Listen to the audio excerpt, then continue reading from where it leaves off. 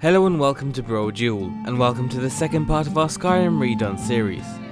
For the next 3 episodes we'll be focusing on the main module, which adds a new perk system.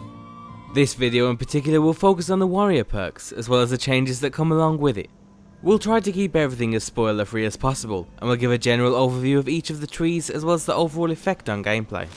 First, let's dive straight into the more aggressive trees, one-handed and two-handed weapons. First and foremost, they're now called light and heavy weaponry, and they also come with a bunch of changes that we've briefly touched on in the previous episode. Skyrim Redone in general wants to open more pathways for your character to take. It also wants more detailed progression so you can clearly see your character becoming more skilled in specific areas. So as you can see on screen now, the weaponry trees have been expanded and come with a wider variety of perks. The extra perks span across several new weapon types added by the mod, including new spears, glaives, clubs and many others. The changes to archery are also similar. It's now called Marksmanship, and there's individual perks for shortbows, longbows and crossbows. However, the mod doesn't stop there and unlocks even more unique paths that you probably haven't seen in other mods. For example, a character wielding a one-handed weapon can be quick on their toes while also striking the enemy, which means they can also be evasive. And that's why the tree now also comes with perks that improve evasion, helping you negate a small percentage of incoming damage.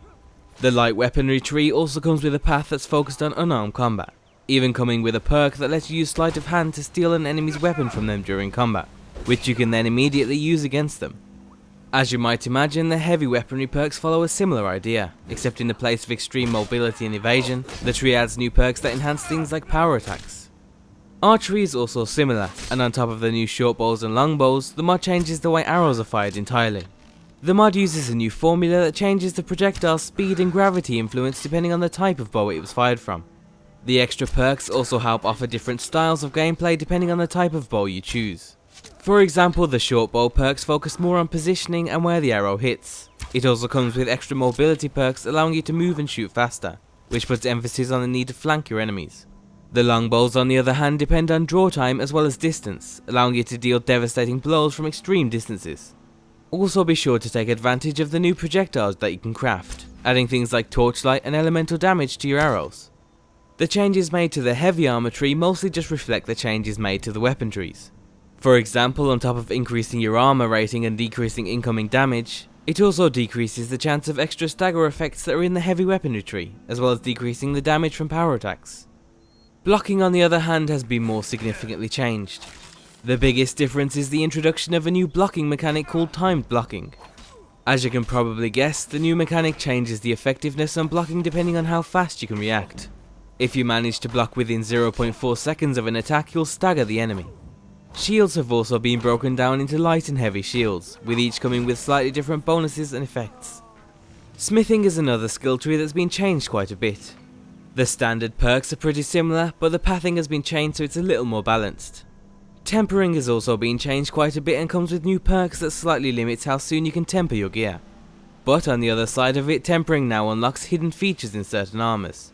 You can now also melt down gear and clutter to get resources back, and using the tanning rack and smelter level up your smithing skill alongside the forge. And overall, the warrior perks have been changed quite significantly. The new weaponry trees are particularly interesting, and with so many perks available, we think the best way to fully see the options you have is to check them in game for yourself. We've only shown just a few examples of the paths you can take as a warrior with the new perk system. So if you're interested in becoming some sort of warrior, then you can start your playthrough today by clicking the link down below.